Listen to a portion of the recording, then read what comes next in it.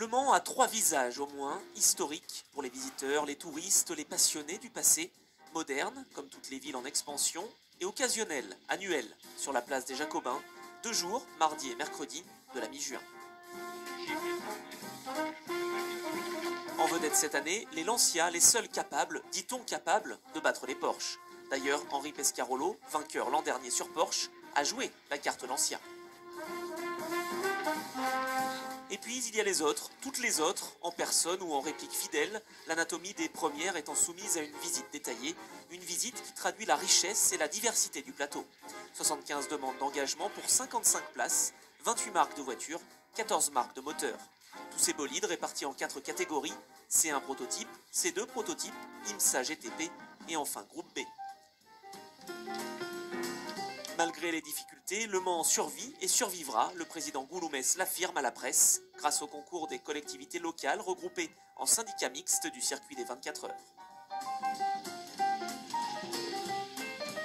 Le Mans, fier de son passé, confiant en son avenir, plus qu'un spectacle, la veillée des 24 heures dans les rues de la ville est un acte de foi.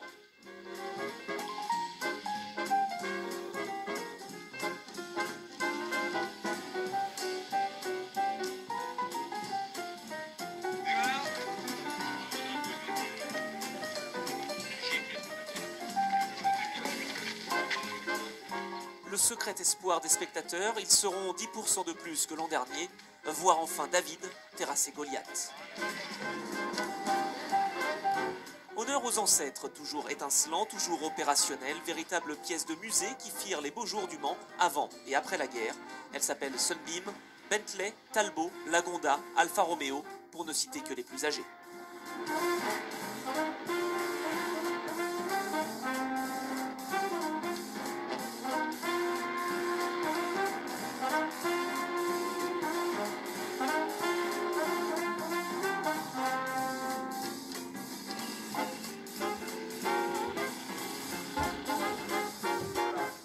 Toujours à H-30 minutes, c'est le métro à 6 h du soir. Spectacle en 3 dimensions avec l'arrivée du drapeau de départ et sa garde d'honneur.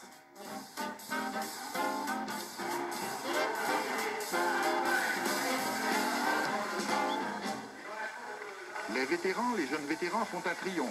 Claude Ballolena au départ pour la 20e fois consécutive et Henri Pescarolo pour la 19e fois. 28 C1 au départ, dont 13 Porsche, 9 victoires en 15 ans. Des sujets d'étonnement pour les Japonais de la Mazda Speed. Un sujet de conversation, que feront les Porsche d'usine face aux Porsche privés compte tenu des restrictions à la consommation, 390 litres de moins que l'an passé.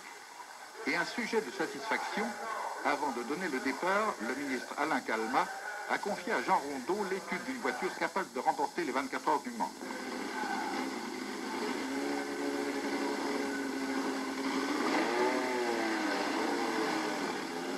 C'est parti pour le tour de chauffe.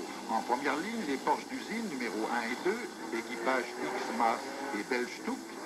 La Lancia de Valec est en deuxième ligne, 3 voitures qui aux essais ont réussi pour la première fois plus de 250 de moyenne au tour.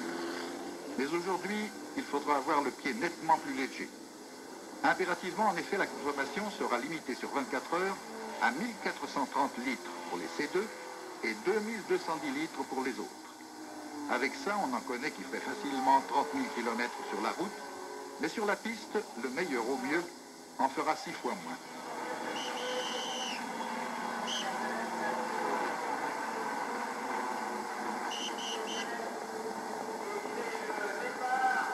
Le cran de sûreté a sauté, la flèche est partie avec en pointe la Lancia numéro 4 et la Porsche numéro 2, c'est-à-dire les équipages Volek-Nanini et Belge-Touc.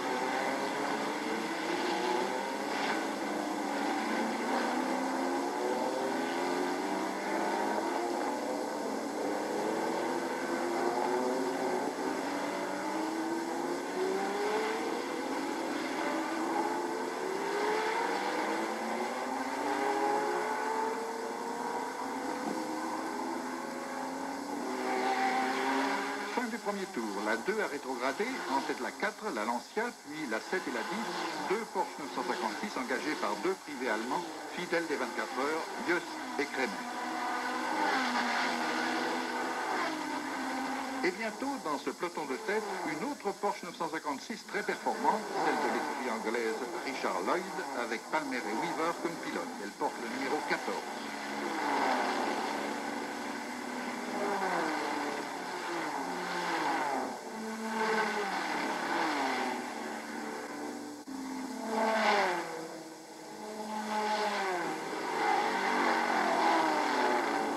Il faut bien le reconnaître, cette diminution de 15% de l'allocation en carburant a posé un véritable casse-tête aux ingénieurs. On a réduit les régimes, on a fignolé les réglages, on a modifié les rapports de boîte, tout cela avec le concours des ordinateurs. Conséquence, certains pilotes ont le sentiment de ne pas pouvoir s'exprimer comme ils le voudraient. C'est ce que nous dira du moins le vainqueur de l'an dernier, Henri Pescarolo. Sur l'autre Lancia, d'ailleurs, Rolec et Nannini ne sont plus maintenant qu'en 4e position. Devant eux, il y a trois Porsche 956, la 18, celle de l'écurie allemande Walter Brunn, et surtout la Just Newman et la Lloyd Cannon, c'est-à-dire Ludwig Barria Winter sur la 7, Palmer Weaver sur la 14, qui se livrent à un duel homérique. Un duel pas certain. Surtout aller voir roue dans roue comme ici. Alors, complicité, mieux encore alliance. Alliance contre les Porsche d'usine et contre les autres éventuellement. On l'apprendra plus tard, le pacte a été conclu avant la course. Je mène, tu me suis et on change. Tu m'aspires et au tour suivant, je t'aspire. Bénéfice net, une sérieuse économie de carburant. Tactique parfaitement licite, ils ont été les seuls à y penser. Et pourtant ça va vite. En tête, la moyenne sera encore de plus de 216 après 4 heures de course. 209 seulement pour la 66, la Aston Martin de Lidl et O'Rourke, qui est 10e à 2 tours.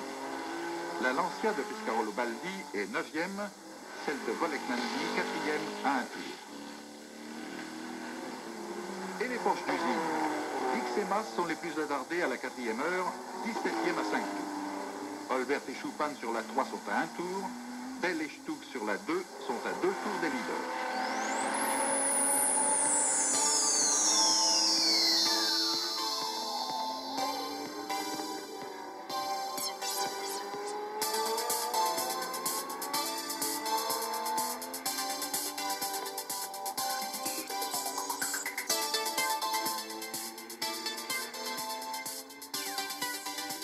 La Porsche numéro 26 de l'Obermeier Racing Team est également à 2 tours de la 7 et de la 14, toujours littéralement collées l'une à l'autre.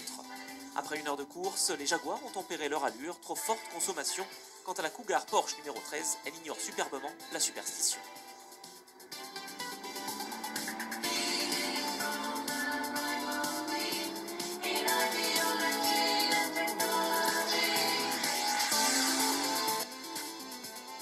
Les Porsche Kremer sont plutôt discrètes dans cette course, sans doute la hantise de la panne sèche en fin de parcours.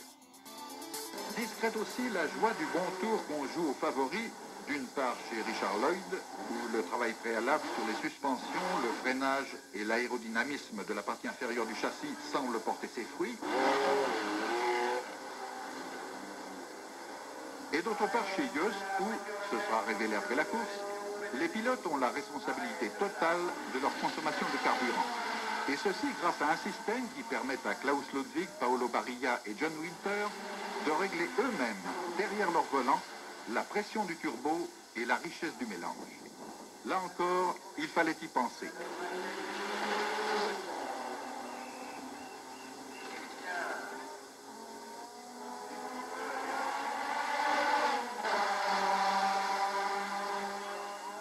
Quoique nettement en retrait, la 8, équipage Paul Belmondo de Narvez Miller, tourne bien. Et il faudra une sortie de route à 10 h du matin pour l'éliminer.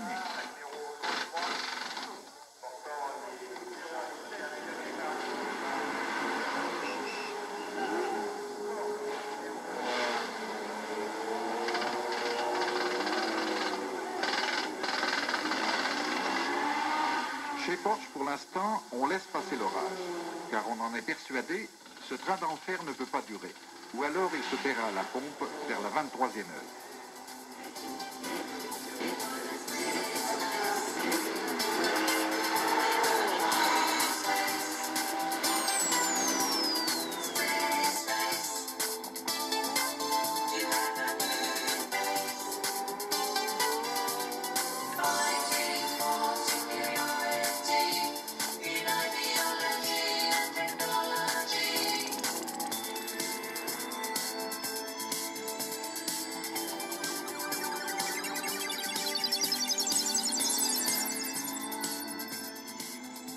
retour sympathique de l'MK Aston Martin après sa réapparition en 1983.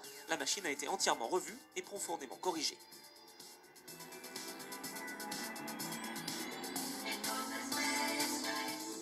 Il fait beau, ce qui ravit tout le monde, et également John Fitzpatrick, l'ancien pilote devenu team manager et dont la Porsche 956 va prendre à l'arrivée une surprenante 4e place. Pour la Jaguar numéro 44, en revanche, il y aura 22h30 de route relativement paisible et 90 minutes de chemin de croix.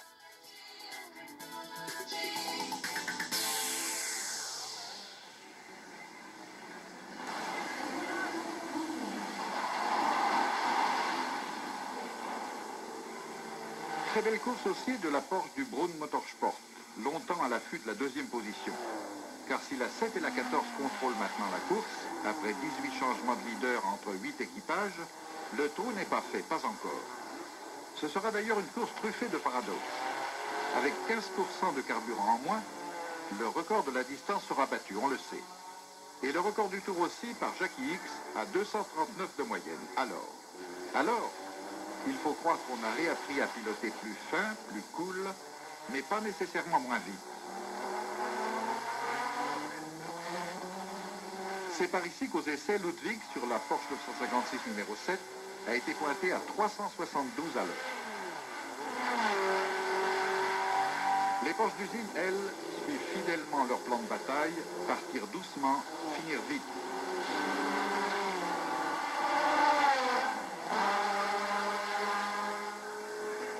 Malheureusement pour eux, Jackie X et Jochen Mass seront trahis 5 fois. Durite de l'île, boîte de vitesse, boîtier électronique, soubassement et porte-moyeu. Insurmontable.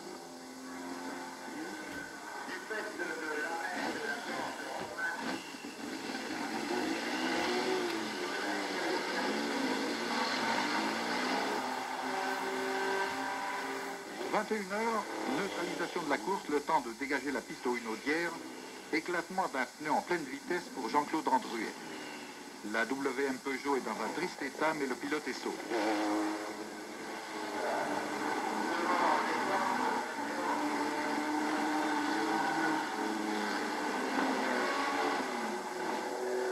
La plus brillante des 3 Porsche d'usine, la 2, celle de Derek Bell et Hans Stuck, sera immobilisée elle aussi un certain temps, toujours les porte-moyeux. C'est ainsi qu'elle perdra la plus grande partie des 7 tours de retard qu'elle accusera à l'arrivée.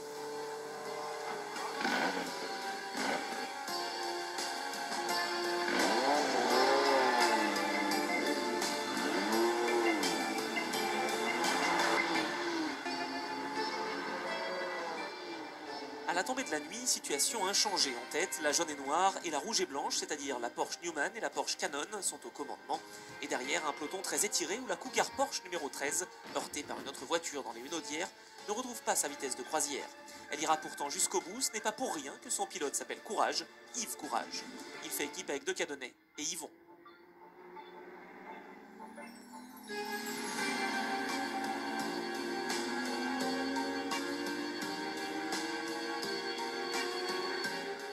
L'exutoire pour le public, c'est le village et sa fête. Faute de pouvoir se défouler pieds au plancher comme les pilotes, c'est ici que l'on s'éclate.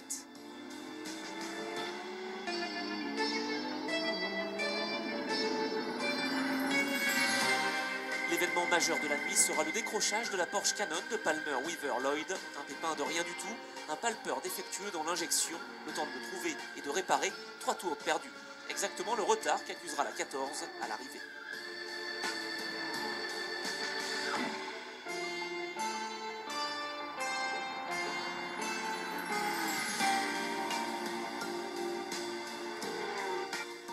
Que deviennent les Lancia dans la pénombre? Elles ont calqué leur cours sur celles des Porsche d'usine, mais elles paraissent moins performantes que prévu. C'est d'ailleurs ce qu'Henri Pescarolo va nous confirmer un petit peu plus tard.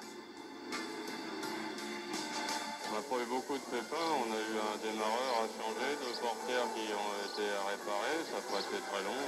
Non, simplement les Porsche sont un peu plus vite en consommant peut-être même un peu moins que nous, donc on est battu sur ce plan-là. La 1 étant, sauf miracle, hors circuit pour la victoire, c'est aux Porsche d'usine numérotés 2 et 3, c'est-à-dire Belstuck d'une part et Holbert, Choupan, Watson d'autre part, de tenter la remontée sur les voitures de tête. Difficile certes, mais pas impossible. Au lever du jour, un peu frisqué cette année, le point de la situation. La 7 seule en tête, avec 3 tours d'avance sur la 3. Derrière, la 18, la 14 et la 2. Rien que des Porsche 9 aux 9 premières places. Et la 1 X et Mas qui cravache, battant le record du tour, mais loin à plus de 20 tours. Il reste 35 voitures en course, dont la 93, la BMW de Descartes, Euclin et Hubert. Les Lancia sont 10e et 11e à une douzaine de tours.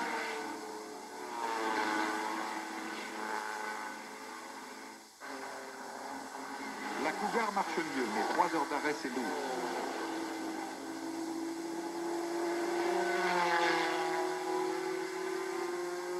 La Tigaford de Davet ne sera pas classée, distance insuffisante, mais celle de Spice prendra la 14e place. Intermède pour les parents et les amis, mais jour J pour les pilotes de Formule Gamin, avec la finale des 24 minutes du Mans. Très sérieux pour eux, peut-être le premier maillon d'une filière qui les conduira un jour sur l'autre piste, la grande. Très sérieux aussi pour les commissaires qui ont à cœur de leur faire comprendre et admettre les règles de sécurité en conduite sportive.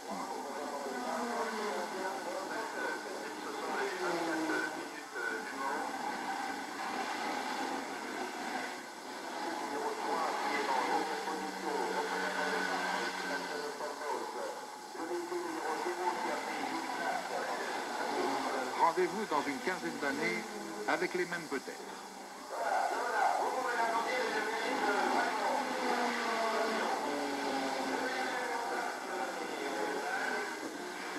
Quel dommage que la Porsche 956 de Walter Brun n'ait pas terminé.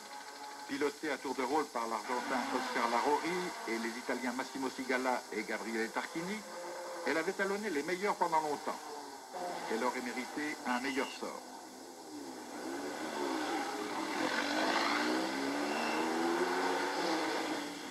La 14 aussi a joué de malchance, sinon on aurait dit peut-être une arrivée au sprint comme en 69.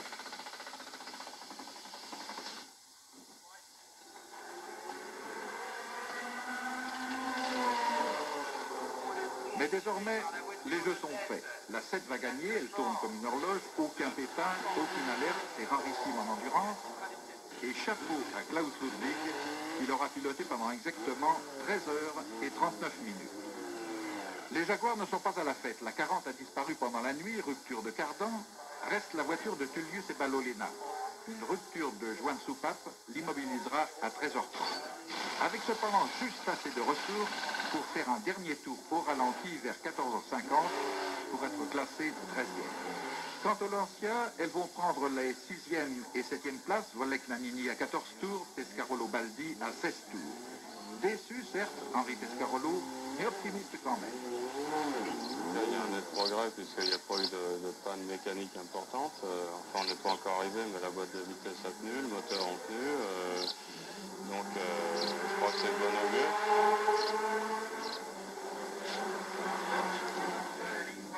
Il n'était pas pressé de partir, c'était seulement une erreur de trajectoire.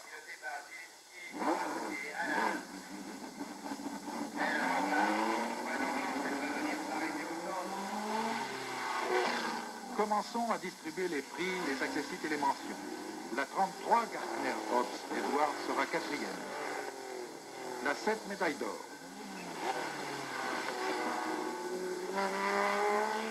La 70 Tigaford, 14e et première en C2. La 11 Jarrier Saquel Conrad, 9e à 18 tours. Et la 14 médaille d'argent seulement pour 3 tours. Quant aux Porsche d'usine, la 3 ayant abandonné, elles prendront la 3e place à 7 tours, Bell et Stuck, et la 10e à 26 tours, X et Mas.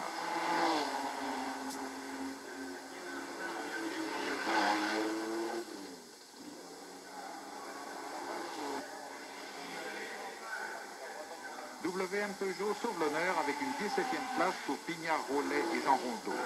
Il y avait 49 voitures au départ, 49 seulement, à cause de la casse pendant les essais. Elles seront 29 à l'arrivée, dont 24 classées. La 24e avec 3590 km parcourus en 24 heures, contre 5088 à la Porsche numéro 7. C'est l'heure de la transhumance sauvage des collines vers la plaine. Moyenne des vainqueurs, 212 à l'heure. Il leur reste 120 litres de carburant. La plus rapide aura été aussi la plus sobre.